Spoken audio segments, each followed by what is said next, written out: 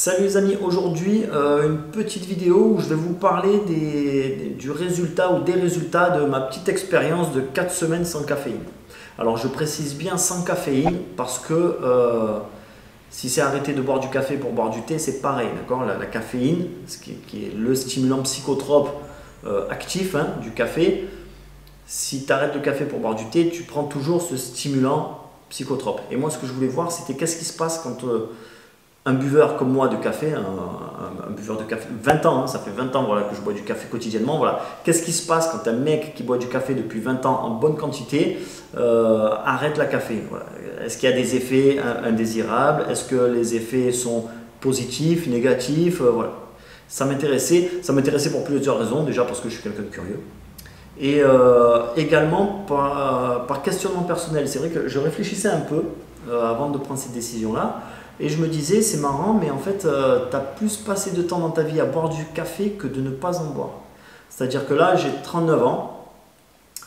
Je sais, j'en parais 25, bon, c'est pas le sujet.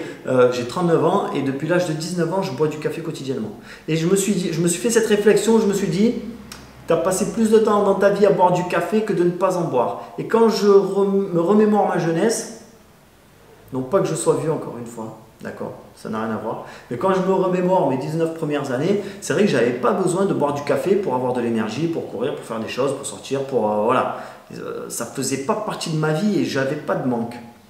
Et en tant qu'ancien fumeur, en tant qu'ancien drogué, en fait, c'est vrai qu'on se pose des questions sur son rapport à la dépendance. Et c'est vrai que du coup, depuis, j'ai jamais trop aimé être dépendant de quelque chose. Mais voilà, je me suis dit, arrête la caféine pour voir. Et voilà, peut-être qu'il y aura du positif, peut-être même que ta personnalité sera différente après tout, sachant que c'est un psychotrope, d'accord? Il y a des chances pour que ça joue sur ton humeur, voire sur ta personnalité. Et c'est vrai que quand ça fait longtemps qu'on dépend de la caféine, eh ben, peut-être qu'on s'est perdu de vue. Voilà. Petite réflexion philosophique de comptoir, pas cher, gratos. Voilà. Donc voilà, c'était pour ces raisons-là. Voilà, je voulais voir ce que ça fait de ne pas avoir de béquille énergétique. Voilà, je voulais voir ce que ça fait. Et surtout, qui plus est, parce que je suis un gros buveur de café. Donc d'autant plus, je me suis dit, l'effet il doit être finalement colossal. Donc voilà, je trouvais ça assez intéressant. Alors comment j'ai procédé? Ça a été très simple. Moi, je ne le fais pas dans la demi-mesure. Quand je décide d'arrêter un truc, j'arrête intégralement du jour au lendemain. Je ne me prends pas le chou. J'aime pas le concept de réduire les doses. Je ne vois pas trop l'intérêt. Pour moi, c'est un peu se mettre en place son chemin de croix. Tu vois, tu vas faire durer la torture. En gros, pour un fumeur, par exemple, ça serait au lieu de fumer des cigarettes de taille normale, fumer des mini-cigarettes. Voilà. Ah, tu prends moins de nicotine. Oui, mais tu en prends toujours. Et là, c'est un peu la même chose. Je me suis dit, bon, autant arrêter tout de suite. Comme ça, je passe tout de suite en mode, voilà, on est sans. Donc, j'ai arrêté du jour au lendemain.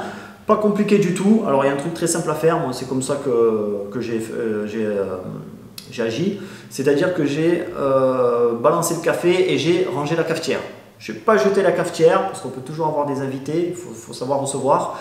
Mais voilà, j'ai rangé la cafetière. Quand tu n'as rien à portée de main, rien qui te fait penser que tu peux te faire du café, c'est déjà un peu plus évident.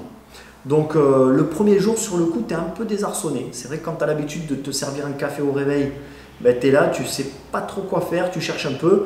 Mais bon, voilà, ça c'est le côté habitude. Voilà. Mais l'habitude, c'est rien. Les habitudes, ça se casse, ça se crée. On peut jouer avec les habitudes, donc il n'y a pas de souci à ce niveau-là. Ça ne me dérange pas plus que ça. Par contre, du coup, il y a des symptômes, effectivement, au manque de caféine. Ça, c'est des symptômes physiques réels que j'ai pu expérimenter. Alors, le premier symptôme, vraiment, là, dès le lendemain, et surtout après les 2, 3, 4 premiers jours. Allez, j'ai pas noté ça sur un papier, mais on va dire que c'est vraiment, ouais, 3-4 jours grand max. Tu es fatigué. C'est vrai que tu es fatigué. Sur le coup, si tu n'as pas le bagage, voilà, on va dire culturel, je vais dire, enfin, si tu n'as pas le bagage informatif sur les effets de la caféine et les effets des symptômes, les symptômes de manque de la caféine, c'est vrai que tu peux te dire, ah ben tu vois, je suis fatigué, il me faut du café. Alors qu'en fait, c'est pas ça le problème. Le problème, c'est que la caféine, en fait, elle va booster ton système cardiovasculaire, d'accord? Encore une fois, c'est un stimulant psychotrope. Ce qui va se passer, c'est qu'on va déclencher de l'adrénaline, ça va faire palpiter le cœur, d'accord? Le rythme cardiaque va s'accélérer, les muscles vont se mettre en tension, les pupilles vont se dilater, et donc voilà, ça a un réel effet sur l'organisme. Ce qu'il y a, c'est que ton corps, à force de prendre des shoots comme ça, qui le provoque à se mettre en situation de stress. Une situation de stress qu'on pourrait résumer en combat ou fuite. C'est ce qu'on utilise en général pour expliquer le stress, c'est-à-dire que ça s'explique d'un point de vue évolutionniste, c'est-à-dire qu'à l'époque des cavernes et tout ça, évidemment, même pas à l'époque, aujourd'hui aussi, tu peux être en danger, hein, ça n'a pas de sens ce que je suis en train de dire. Disons que si ton ancêtre se retrouvait face à un tigre à dents de sabre, bon, il avait deux options, le combat ou la fuite. Et dans les deux cas, il avait intérêt à avoir la pêche et à être très vif. Donc le corps se met en tension, voilà, c'est ça, il y a une décharge hormonale pour justement stopper tous les processus physiologiques dont on n'a pas besoin. Tu vois, la digestion va se mettre en pause, ce genre de choses, et on va envoyer le sang, voilà, au niveau des muscles, voilà, du système cardiovasculaire, et voilà, on va essayer de développer de l'énergie brute comme ça immédiatement. Alors ce stress, évidemment, c'est pas de l'énergie, hein, c'est du stress. Surtout dans le cadre de la caféine. C'est pas un regain d'énergie, c'est un stress. C'est une sorte de crédit à l'énergie. C'est-à-dire qu'ensuite, tu payes ta dette. Lorsque l'effet de la caféine part au bout de quelques heures, eh ben, tu ressens un gros coup de pompe. D'accord ? Et finalement, la journée, quand tu es sous caféine, eh ben, tu bois ton café, ça monte comme ça au niveau d'énergie et un peu plus tard, ça redescend. Et là, tu reprends un café, ça remonte et ça redescend, tu reprends un café et c'est un peu sans fin. Donc voilà, les premiers jours, il faut un certain temps pour que ton organisme se remette en place, tu vois, et qu'il apprenne à fonctionner tout seul, sans ces petits coups de boost, sans ces coups de pied aux fesses. Et c'est tout à fait normal de ressentir de la fatigue, mais ça part assez rapidement, hein. Ensuite, il y a tout qui se rééquilibre et il n'y a pas de souci. Le deuxième symptôme majeur, ce sont les maux de tête. Alors moi, j'ai pas trop ressenti les maux de tête, ça dépend des individus, mais c'est tout à fait normal aussi. Alors, il faut voir ça comme un symptôme qui n'est pas forcément agréable, hein, mais un symptôme de guérison, de récupération. En fait, lorsque tu consommes de la caféine, il y a une vasoconstriction des vaisseaux sanguins au niveau de la tête. Et donc, en fait, on est en sous-oxygénation permanente, voilà, lorsqu'on est sous caféine. Et donc, ce qui se passe lorsque tu arrêtes la caféine, c'est que les vaisseaux sanguins reprennent leur taille initiale, l'afflux sanguin se refait normalement, et donc, comme on a perdu l'habitude, on a quelques maux de tête. Donc ces symptômes, voilà, c'est pas grand chose, ok, mais on les ressent quand même, je les ai ressentis, mais je les ai perçus comme, à la limite j'étais content de les ressentir parce que finalement tu les ressens comme des symptômes de guérison, tu sais que c'est ton organisme qui se remet en place, voilà. Mais en dehors de ça, les 3-4 premiers jours, et encore par exemple les maux de tête, ça m'a pris peut-être 2 fois sur 3-4 jours, j'ai eu quelques maux de tête, c'est pas la journée, hein, il ne faut pas s'inquiéter, mais en dehors de ça, non, rien du tout, pas d'autres symptômes, pas de choses. Surtout que ça va déclinant, hein, au bout de 4-5 jours, c'est terminé, tu n'as plus rien du tout, tout va très bien. Donc, au bout de 4 semaines, ben, si je fais le bilan de l'arrêt total de la caféine, ben, j'en tire beaucoup d'effets bénéfiques. Alors, je dors mieux la nuit, ça je le ressens vraiment, enfin, je sens que mon sommeil est beaucoup plus récupérateur, vraiment. Je me lève le matin, je suis beaucoup plus frais. D'ailleurs, comme tu perds l'habitude de chercher ton café le matin, d'être un peu dans la brume, en fait, tu sais qu'il n'y a pas de café. Donc, à un moment, tu te réveilles, tu n'as pas le choix. Tu ne vas pas tourner autour du pot. Mais en dehors du côté psychologique, vu que tu n'as plus ta dépendance du matin, on peut supposer que c'est un effet placebo. Non, je me sens beaucoup plus frais le matin. Voilà, j'ai vraiment beaucoup plus la pêche. Mon énergie le long de la journée, alors c'est ça qui est très intéressant, c'est que déjà, j'ai l'impression d'avoir beaucoup plus d'énergie que quand je buvais du café. Et surtout, elle est beaucoup plus stable. C'est vraiment quelque chose de constant. Voilà, je n'ai pas de fluctuation énergétique dans la journée. J'ai pas de coup de barre ou de moments où ça va plus fort. Non, et du coup, c'est vrai que ça fait bizarre. Quand ça fait 20 ans que tu marches comme ça aux fluctuations, finalement, quand c'est très stable et que ça reste, voilà, comment dire, bah oui, stable, équilibré, voilà, j'ai pas d'autres mots, toute la journée, ben c'est pas mal, ça fait du bien. Et même au niveau de l'humeur, j'ai une humeur beaucoup plus stable également. Et ça, bon, ben c'est évident, sachant que c'est un psychotrope, évidemment, ça affecte probablement l'humeur, enfin pas probablement, ça affecte l'humeur, la caféine. Donc effectivement, je suis beaucoup plus stable émotionnellement dans la journée. Et quoi d'autre? Oui, et puis il y a mon seuil de tolérance, mon seuil d'énervement en fait qui a été repoussé. Alors ça, le test évidemment c'est les gamins, Quand tu as des gamins de 3 ans, 2 ans qui courent partout, qui foutent le bordel, qui écrivent sur les murs, voilà, tout de suite, c'est un peu l'échelle de Richter, tu vois. En fait, j'atteignais 9 très rapidement. Et finalement, là, ça va, ça va. Je sens au niveau de l'énervement personnel que finalement, tu es beaucoup plus cool, tu es beaucoup plus détendu. Alors évidemment, ça s'explique physiologiquement. Eh oui, ben, tu es plus sous adrénaline en permanence, tu vois, tu es beaucoup plus relax. Et c'est vrai que du coup, mes enfants m'aiment. Voilà, ça a complètement changé la vie du foyer. Ma femme me l'a fait remarquer aussi. Elle m'a dit, David, écoute, t'es un autre homme, je vais divorcer, puisque t'es pas celui que j'ai épousé. Mais du coup, non, c'est vraiment... j'ai aucune raison, voilà, de reprendre la caféine. Voilà, que ce soit du café, du thé, n'importe quoi. J'ai aucune raison de reprendre ces choses-là. Et je le ferai pas.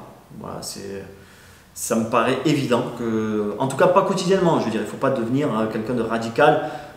Tu peux boire un café une fois tous les je sais pas combien. Ce qu'il faut, c'est qu'il ne faut pas que ce soit quelque chose que tu consommes régulièrement et qui affecte finalement ton système hormonal, ton humeur, etc. Donc voilà, c'est 4 semaines sans caféine. Ben, moi, c'est parti pour la vie sans caféine.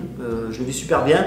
Je conseille à tout le monde évidemment de le faire sans tomber dans la radicalité, d'accord. Moi, ma cuisine est juste là. J'ai toujours la cafetière à la vue.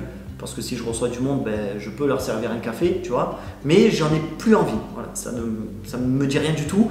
Parce que quand je fais la comparaison entre l'énergie que j'avais et de toute façon l'état global de santé que j'avais quand je buvais du café et maintenant, il n'y a tellement pas photo que non, je ne ferai pas marche arrière. D'ailleurs, une fois que tu enlèves l'addiction à la caféine, le café, c'est pas une boisson non plus, voilà, c'est pas transcendant, hein, c'est un peu de la merde en fait. Hein. Donc voilà, donc si ça peut en motiver certains, faites-le, supprimez la caféine du jour au lendemain. C'est pas si compliqué que ça, un tout petit peu de volonté, surtout la volonté d'aller mieux, parce que tu peux qu'aller mieux. Surtout, plus tu es un gros consommateur de caféine et plus tu vas y gagner. Et si ça peut vous aider, alors moi c'est ce que j'ai fait pour m'aider également, c'est que j'ai lu un bouquin qui s'appelle Caffeine Blues. Wake up to the hidden dangers of America's #1 drug. Alors évidemment, c'est un livre en anglais, tu as compris. On va voir, je ne sais pas si on peut voir là, si je mets par-dessus ma tête, peut-être ça va cadrer. Voilà, c'est un livre en anglais sur les effets de la caféine, donc indépendamment de savoir si ça provient du café, du thé, du machin, non, c'est la substance psychotrope, la caféine, d'accord. C'est un docteur en fait qui s'était rendu compte qu'il était vachement addict à la caféine. Et il s'est mis à compiler toutes les études qui ont pu être faites sur le sujet à l'époque, parce que je crois qu'il date de 98 ce bouquin. Et il s'est rendu compte que toutes les études, en fait, le but c'est pas de savoir quels sont les points positifs du café, parce qu'en fait il n'y en a pas, de la caféine pardon, il n'y en a pas du tout. C'était de savoir jusqu'à quel point ça peut être dommageable pour la santé humaine. Voilà, en gros les études c'est ça.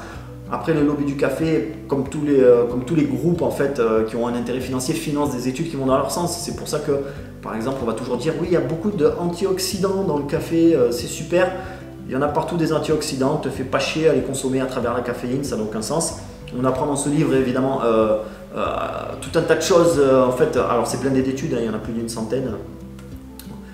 Sur les effets de la caféine, parce qu'on pense que c'est juste un excitant, pas du tout. En fait, ça a beaucoup d'effets. Ça a des effets sur, comme je disais au début, là, sur l'humeur. Et en fait, c'est vrai qu'il se pose la question de savoir combien de gens en dépression, à combien de personnes qui sont réellement dépressives, on leur demande combien de café elles boivent quotidiennement. C'est quelque chose qu'on ne fait pas. En fait, c'est quelque chose qui est consommé quotidiennement en grande quantité par une majeure partie de la population, la caféine. Et c'est vrai que quand tu fais des bilans, des check-ups, personne ne te demande jamais si tu consommes de la caféine. Alors que ça a un réel impact physiologique, aussi bien sur l'humeur que sur la santé. Il y a eu des cas de patients par exemple où il leur a fait arrêter la caféine parce qu'ils avaient des maux de dos chroniques. Et effectivement, quand ils ont arrêté la caféine, au bout de 2 semaines, 3 semaines, ces personnes-là n'avaient plus de douleur au niveau des cervicales et des lombaires. Évidemment, ça peut s'expliquer par le fait que comme tu es en tension permanente comme ça, des tensions sous-jacentes, hein, très fines, très, très subtiles que tu sens peut-être pas réellement, effectivement au bout d'un moment tu peux te créer pardon, des douleurs chroniques. Donc c'est un livre super intéressant. Vraiment, mais c'est en anglais, voilà. Alors ça, c'est le problème. Je mets le lien dans la description. D'ailleurs, au passage, je digresse un petit peu. Si vous avez du mal à lire l'anglais, prenez-vous une liseuse comme ça c'est une Kobo. Kobo, d'accord, il y a la Kindle chez Amazon ou quoi. Et quand vous lisez des livres en anglais, il suffit d'appuyer sur le mot dont tu ne connais pas la définition et bim, ça apparaît sur l'écran, tu as la définition du mot, tu vois la traduction. Génial, ça facilite la vie, tu peux stocker une bibliothèque, les livres coûtent moins cher en numérique et en plus tu peux télécharger des extraits, alors ça c'est pas mal du tout, tu peux télécharger 20, 30, 40 pages d'un livre. Si tu sais pas si tu veux l'acheter, pas l'acheter, bon, ça remplace pas la texture papier, hein, on est d'accord, moi je préfère le papier. Mais voilà, Caffeine Blues, réveillez-vous au danger caché de la drogue numéro 1 de l'Amérique et peut-être même du monde, ou en tout cas du monde occidental. Voilà, donc cette vidéo touche à sa fin, excusez-moi si ça a un peu duré, voilà, de nombreux effets bénéfiques à l'arrêt de la caféine. Et donc je vais terminer sur une fin youtubesque classique. Si tu as aimé la vidéo, un petit pouce vers le haut. Si tu n'as pas aimé, je t'invite à aller voir les vidéos suggérées sur le côté. Promène-toi un peu dans YouTube. N'hésite pas à la partager avec tes amis caféinomanes. N'hésite pas également à me suivre sur les réseaux sociaux, Facebook, Instagram. Et enfin, si tu souhaites te remettre en forme rapidement, suivre des entraînements vidéo en tête-à-tête avec moi. Avoir des conseils sur l'alimentation, sur comment te motiver, comment tenir tout ça. Et tout ça, bien entendu, gratuitement, ça dure 4 semaines. Télécharge mon plan d'entraînement si tu ne l'as pas déjà fait. Je vais mettre une petite fiche ici et sinon, tu as le lien dans la description. Et puis voilà, voilà, c'est la fin de la vidéo. À bientôt. Salut les amis.